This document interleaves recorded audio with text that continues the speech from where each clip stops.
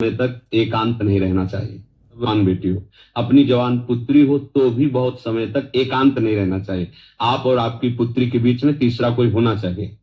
अगर बहुत काल तक एक जगह रहोगे तो बलवान इंद्री ग्रामो विद्वान पितर सती। तो जैमिनी जी नाम के एक महापुरुष थे, तो उन्होंने भगवान व्यास देव जी ने जब इस श्लोक रचा और बोला तो उनका भगवान ये बात हमें समझ में नहीं आई कि माँ के पास, पुत्री के पास, बहन के पास, अरे वो पिता है, वो भाई है, अगर एकांत में भी रहेगा तो क्या उसके अंदर काम आ जाएगा?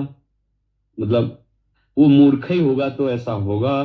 विद्वान मपी कर सती, वो विद्वान फिर ऐसा कैसे हो जाएगा? तो जो गुरुजन होते ज्यादा तर्क वितर्क नहीं करते, तो उनका इस प्रश्न का किसी दिन समाधान करेंगे। अभी आगे प्रसंग चलता है उसे। फिर बोले शाम की हमारी इच्छा है कि बद्री विशाल में भी एक आश्रम, प्रयाग में भी है, तो कुछ समय के लिए हम वहां के ऋषि मुनियों के दर्शन के लिए तुम संभालो, तुम यहाँ के प्रधान बनो और सब ब्रह्मचारी हैं और जो यहाँ की दिनचर्या वही करना। ये उत्तर हो रहा है, उसी प्रश्न का उत्तर वो समझ नहीं पा रहे। बोले कुछ दिन के लिए हम यहाँ से जा रहे हैं। संध्या के समय सब ब्रह्मचारी तेजस्वी स्नान करके लौट ही रहे थे। संध्या काल सूर्यास्ताचल को जा रहे थे। हल्की हल्की बूंदें गिरने लगी, छम छम छम छम पायलों की धुनी और नौ किशोर अवस्था और ऐसी सौंदर्य शोभा, देखते ही रह जाओ। ऐसे भाग के रक्षा करो, मेरी रक्षा करो। आगे जैमिनी मुनि थे, रक्षा करो। क्या बात है? देखा नहीं, इसे नीचे देख, क्या बात है? कौन सता रहा है?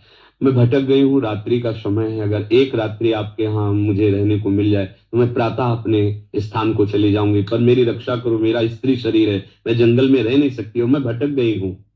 बोला नहीं, गुरुदेव का आदेश है, आश्रम में सब ब्रह्मचारी रहते हैं, वहां शरणागत हूं। अगर एक रात्रि रख लेंगे तो मेरा जीवन बच जाएगा, नहीं जंगली जानवर मार सकते हैं या कोई दुराचारी पुरुष। ऐसा विचार किया, बात तो सत्य है। तो उस समय कुछ झोपड़ियां और कुछ खपरेले जिनमें ब्रह्मचारी जन रहते हैं। तो एक छोटा खपरेले का दरवाजा लकड़ी का, ऊपर से खपरेला। बोले आप अंदर हो जाइए, अंदर से बंद कर लीजिए, कोई भी आवाज दे बिना प्रातः काल के खोलना नहीं, और प्रातः काल होते ही आप गंतव्य स्थान को चली जाना जहां जाना है।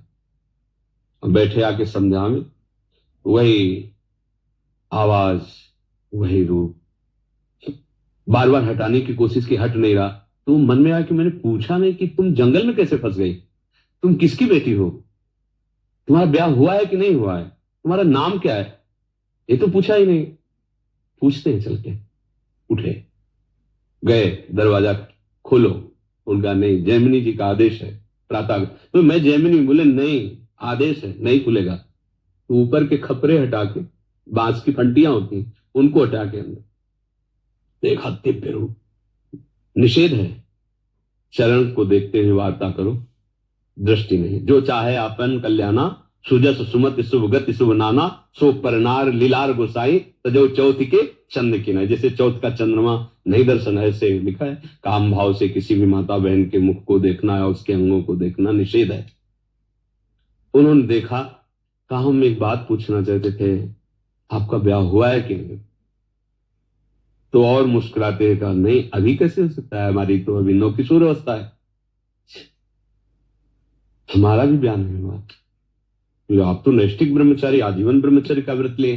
बोले यदि आप स्वीकृति दे तो ब्याह कर सकते हैं आपसे। तो कहा हमको तो बहुत सौभाग्य होगा कि आप जैसे ब्रह्मचारी, नैष्ठिक ब्रह्मचारी मुझे स्वीकार। पर मेरा एक व्रत था कि अगर मैं किसी को पति बनाऊंगी ना तो उसकी पीठ में बैठूंगी, मुंह काला करूंगी इसके, और उसकी पीठ में बैठकर वहां जो जहां तुम स्नान करने गए थे वहां देवी का मंदिर, वहां तक ले चलो, वहीं फिर अब ब्याह की बात करेंगे। तो सोचा रात्रि का समय, कौन क्या है पीठ में। जो वहां पहुंचे तो उधर के दो चपात लगाए और अपने स्वरूप में आ गए। व्यासदेव जी बोले क्या तुम विद्वान नहीं हो? बहुत बड़े विद्वान जैमिनी जी, क्या तुम विद्वान नहीं हो? क्या तुम्हारे लिए समस्त माताएं बहनें पूज्या भाव से नहीं है?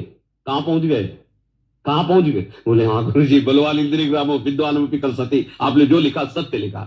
अगर हम सानिध्य अधिक मर्यादा के विपरीत तो हमारी इंद्रियां चंचल हो जाएंगी। भगवत भाव से चाहे स्त्री हो चाहे पुरुष हो, एक मर्यादा की सीमाएं रखी गई, उन सीमाओं में रहते हुए भजन करे। इस भाव के लिए कहा जननी सम जानो पर नारी, सब में मात्र भाव रखना, पर मात्र भाव सब में वही रख सकता है जो भगवत भाव से युक्त है। अगर भगवत भाव नहीं तो भले राखी बनवाएं, भले चरण छुए, भले ऐसा, पर अधिक एकांत सेवन पर मन चंचल हो जाएगा, क्योंकि मन बहुत ही पतित आचरणों में रति करने वाला है। इसको छोड़ दो तो देखो गंदी बातें, अंदर देख लो ना, भले ना हो पर इसकी चाल तो देख लो, सब कोई जानता है ना इसकी चाल।